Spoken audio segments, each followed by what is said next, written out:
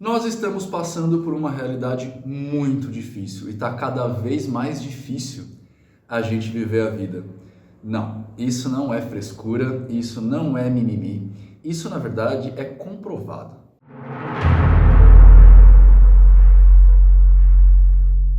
Eu faço um evento pelo Brasil, comecei no ano passado, em 2021, em dezembro, chamado Happiness, que é um evento que fala exatamente sobre essa nossa dificuldade da vida. E sim, a vida está ficando muito mais difícil, porque agora a gente tem muito mais escolhas. E as escolhas acabam nos deixando ansiosos, porque a gente nunca sabe que caminho seguir. Só como uma forma de comparação, antigamente você tinha poucas profissões a seguir. Você tinha que se formar, ter um diploma, e o diploma já era garantia de que você ia ganhar bem. Antigamente a gente começava a trabalhar com 15 anos numa empresa, aposentava com 50 na mesma empresa.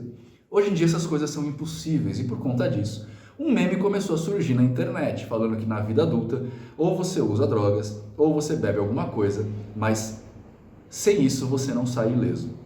E hoje, independentemente das pessoas que gostam de usar drogas ou não, nós vamos falar de quimiognose. Em primeiro lugar, esse vídeo não é para incentivar você a usar drogas, tá? Nenhuma delas, nem alucinógenos, nem medicamentosas, nem nada disso, tá? É um vídeo para falar sobre a influência da quimiognose na espiritualidade. E a gente precisa levar isso em conta porque, para dizer a verdade, a gente vive envolto em drogas. É claro que a primeira coisa que a gente precisa fazer é entender o que é uma droga, concorda? A droga, ela é um nome que nós damos para qualquer substância que adentra o nosso corpo e causa mudanças, alterações químicas, tá? Açúcar, tal qual o café, é uma droga e eu basicamente sou viciado em café. Hoje mais nem tanto, consigo tomar só 2 xícaras por dia, mas eu já cheguei a tomar 4 garrafas de café por dia. Eu era viciado em café e isso me ajudava a passar o dia a dia. Eu também gosto muito de beber vinho, bebo bastante vinho e vinho também é uma droga. Agora, a ayahuasca também é uma droga. É uma substância que, embora seja natural, causa alucinações. Ela mexe no nosso aparelho neural e, com isso, ela causa alterações no nosso aparelho orgânico através de da química da planta.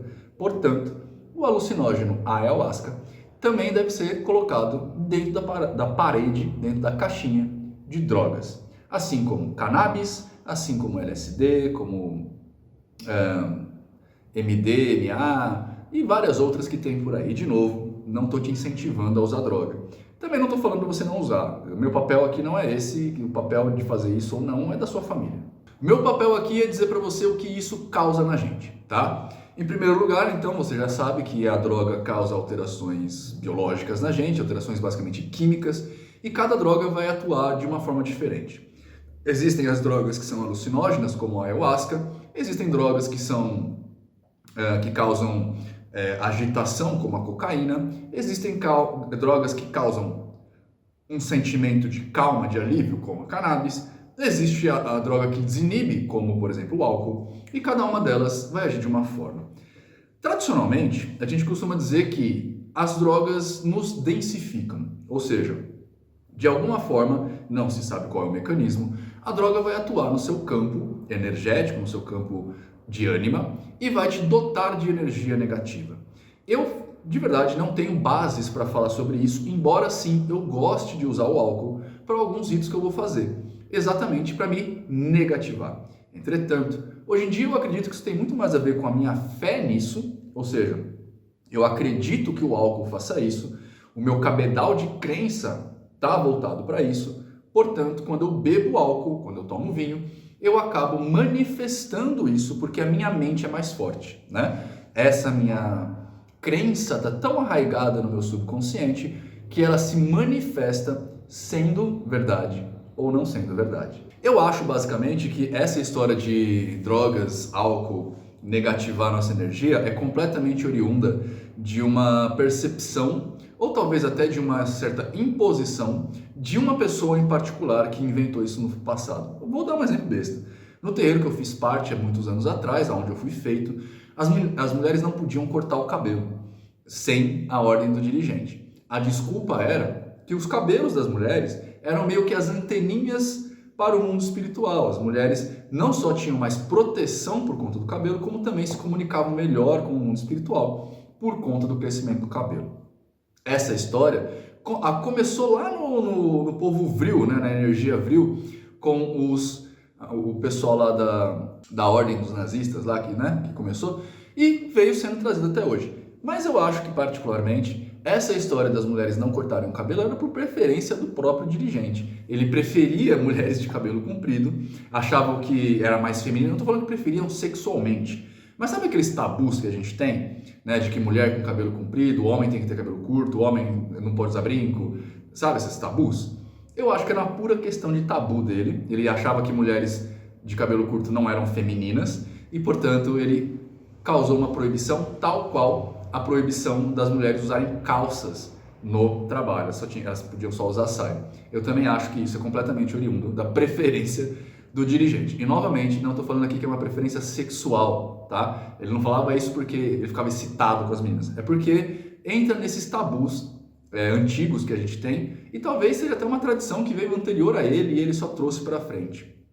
E, possivelmente, se foi isso, era realmente um tabu. Ok, dentro dessa questão, algumas pessoas acham que é errado você tomar álcool, assim como os cristãos, por exemplo, da igreja evangélica, né? Embora Jesus tenha feito como seu primeiro milagre a transformação da água em vinho, muitas pessoas ainda acham que a bebida alcoólica é prejudicial. Eu não estou aqui para entrar em caráteres exagerados, né? E falar assim, bebida alcoólica realmente faz mal, né? Faz mal para o seu organismo, faz mal para o seu fígado, faz mal para o seu estômago, faz mal para a sua mente, faz mal para o seu cérebro. Bebida alcoólica faz mal, principalmente quando usada em excesso, aí você vai ter aqueles problemas sociais todos. Mas uma biritinha de vez em quando é até aconselhável, um vinho, um cálice de vinho por dia, até médico aconselha para regular a pressão.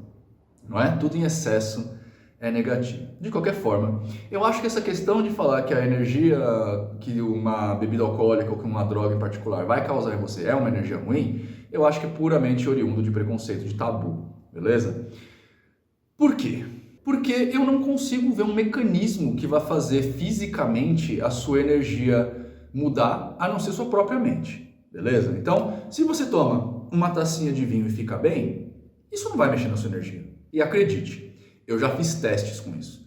Na época do terreiro, onde a gente tinha aquele resguardo antes da gira, 24 horas sem drogas, álcool e sexo, eu já tomei álcool, nunca usei drogas, né? Mas já tomei álcool e já fiz sexo antes das giras e nada aconteceu. Nada de diferente aconteceu nesses momentos. E eu fiz isso por longo tempo para conseguir mensurar corretamente. Nada disso aconteceu. Então, em primeiro lugar, a primeira parte do vídeo é isso, tá? Eu acho que essa questão da energia, a respeito disso tudo, é oriundo de tabu.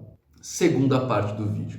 O que a quimiognose produz na gente? Em primeiro lugar, vai depender da quimiognose. Beleza? Cada droga atua nos seus centros nervosos ou no seu corpo orgânico de uma forma particular. Não dá para falar que o MDMA age em você como age a maconha, por exemplo, né? A maconha relaxa, o MD te deixa apaixonadão, a cocaína te deixa acelerado, o álcool vai te deixar bêbado. Enfim, cada droga vai atuar em você de uma forma diferente. E sim, a gente pode usar essas formas para fazer magia. Um jeito muito bacana de exemplificar isso é, por exemplo, uma bebida na Umbanda, né? Muitos guias, muitas linhas de Umbanda fazem uso de bebida, como por exemplo os Exus fazem uso de bebida. E isso ajuda pra caramba o trabalho.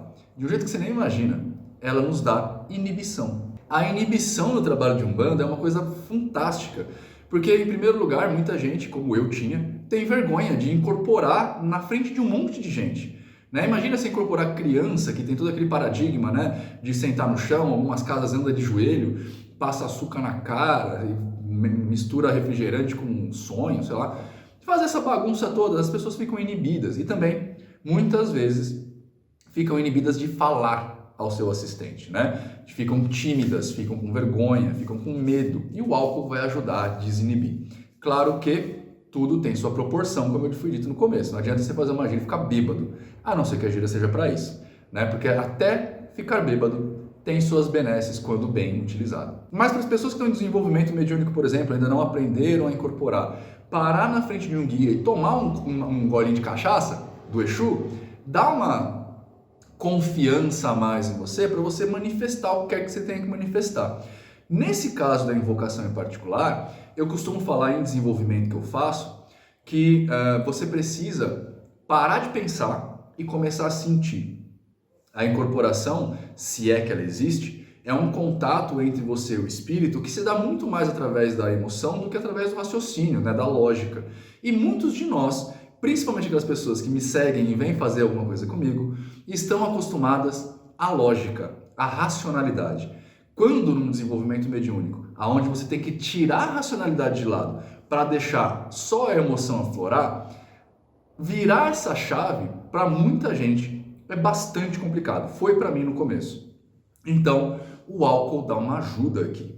Mas existem também outras situações muito diferentes. A ayahuasca, por exemplo, né? A ayahuasca, todo mundo que toma ayahuasca fala, né, que tem aquelas experiências enteógenas, né? É uma droga dos deuses, né? Você toma aquilo lá, a mãe ayahuasca, a mãe da natureza, vem te dar notícias, vem te dar mensagens. Eu vou fazer um experimento em breve, fazer um documentário a respeito sobre isso, eu, Paula e talvez mais algumas pessoas, mas a Paula é uma usuária de ayahuasca, né? Ela costuma comungar com a bebida vez ou outra e agora ela está retornando a esse paradigma, então está acontecendo uma situação muito interessante, que é uma situação de observação do objeto do lado de fora. Eu, como estudioso e como pós-graduado em neuropsicologia, tenho ferramentas para olhar para a Paula, mesmo ela sendo minha namorada, talvez até por conta dela ser minha namorada, e observar as mensagens que ela me traz, ou seja, que ela vai na ayahuasca, toma a bebida, recebe lá e me conta as experiências depois. Eu consigo, depois disso, avaliar o que ela está me falando para entender psicologicamente o que está rolando ali.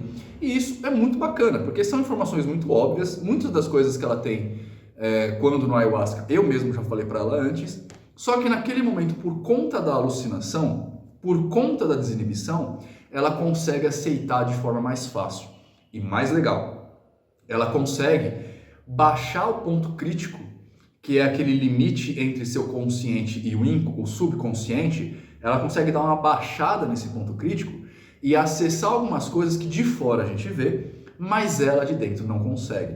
Nesse momento, com a desinibição que ela sente, fica muito mais fácil dela aceitar aquilo como um problema e às vezes até encontrar soluções. É claro, novamente, que eu não estou falando aqui para você usar nada, beleza? Eu só estou falando como um estudioso, como um mago, do lado de fora. A quimiognose, ela vai atuar para a gente basicamente nessa quebra de ponto crítico que eu falei, te provocando uma alteração de consciência que nós na magia chamamos de gnose, tá? Eu sei que toda vez que eu uso esse termo gnose como alteração de consciência, uma galera da gnosis vem brigar comigo, porque gnosis é uma outra linha que tem a ver com conhecimento. Se você for pensar bem, essa quebra do ponto crítico faz você acessar pedaços do seu subconsciente, que também é uma forma de conhecimento, então não está tão errado assim. Mas a magia do caos, em geral, costuma chamar esse processo de alteração de consciência de gnose, e eu uso esse termo também, tá? Então, a droga vai te causar um acesso à gnose de forma muito mais fácil. Eu tenho algumas críticas com relação a isso, porque a gnose que você atinge nesse estado não é uma gnose consciente, ou seja, é muito mais difícil de você filtrar a informação que está vindo, de filtrar o que está acontecendo, a despeito da realidade. E isso, para mim, em particular, Nino Denani, é um problema. Eu não gosto de fazer isso. Quando eu uso álcool para fazer meus ritos, é só uma forma de eu quebrar o ponto crítico e me desinibir para acreditar naquilo que eu estou passando naquele momento, né? Então, por exemplo, como é que eu vou evocar um demônio se eu não acredito em demônio? O álcool muitas vezes me ajuda a quebrar essa parede, quebrar essa barreira e simplesmente aceitar o que está rolando ali. Depois do rito eu sento e racionalizo, mas naquele momento para mim isso é importante e para você também, talvez seja. E de novo, não estou te incentivando a beber nada. Agora é claro, nem tudo são flores, tá? A quimiognose tem seus lados muito bacanas, como eu disse para vocês, eu uso, mas drogas sempre são um perigo, principalmente e talvez até pior, aquelas que parecem inocentes. Vou dar um exemplo para você, a cannabis. Muita gente gosta de cannabis e cada vez que eu fico mais velho, eu encontro mais pessoas que fazem uso de cannabis. Eu estou começando até a me sentir antiquado, porque eu mesmo não gosto de usar, não faço uso, nem recreativo, mas cada vez eu encontro mais gente nesse meio, né? E a cannabis Embora quando você está mais velho ela tenha sim seus benefícios, ela tem alguns malefícios muito cruéis quando na adolescência, tá? Para explicar rapidamente para vocês, o período da adolescência é quando a última parte do seu córtex neofrontal está terminando de existir, está terminando de ser construída. Você só constrói, seu cérebro só está pronto quando você fica adulto, tá? Ele vai sendo construído e essa parte frontal do seu cérebro, que é basicamente responsável por você avaliar consequências dos atos, né, e questões de longo prazo, ela ainda está sendo construída. Por isso que o adolescente é rebelde, porque eles não conseguem fazer essa conexão e não por teimosia, porque o cérebro não está pronto ainda, essa parte não existe ainda. Nesse momento, fazer uso de cannabis altera a forma que seu cérebro está sendo construído. E isso pode causar alguns males como psicose e como esquizofrenia paranoide, tá? E isso dá um problemão depois para resolver, beleza? Então, não usem drogas na adolescência. Não usem drogas, mas se você for usar, não use na adolescência. Fica adulto primeiro, depois você pode usar esses negócios e ficar meio chapado a cabeça. Mas por enquanto, fica de boa na lagoa. Aprende o que é material primeiro, aprende o mundo, depois a gente vai ver essas situações mais oníricas, beleza? Fora as outras drogas, né? Fora o vício que as drogas causam, fora as questões de quebrar o seu corpo, né? De fazer mal para o pulmão, de fazer mal para o cérebro, de fazer mal para o sangue, para órgãos. A própria cannabis, o uso da cannabis enfraquece a anestesia. Quando você precisar fazer anestesia, se você é um usuário acostumado de cannabis, você não vai sentir anestesia. Pois é, e tudo isso é estudado, tá, gente? Eu não estou chutando nada aqui não, beleza? Mas você não vai sentir anestesia. E isso vai dar um problemão depois, né, no futuro. Enfim, eu acho que eu consegui dar uma boa resumida aqui, né? Se vocês têm dúvida ou alguma coisa assim, deixa seu comentário aqui embaixo que eu vou tentar responder para você ou quem sabe fazer um vídeo 2 a respeito do assunto, beleza? Era isso por hoje. Espero que você tenha uma ótima vida, que seja uma pessoa melhor que você foi até agora. Tchau.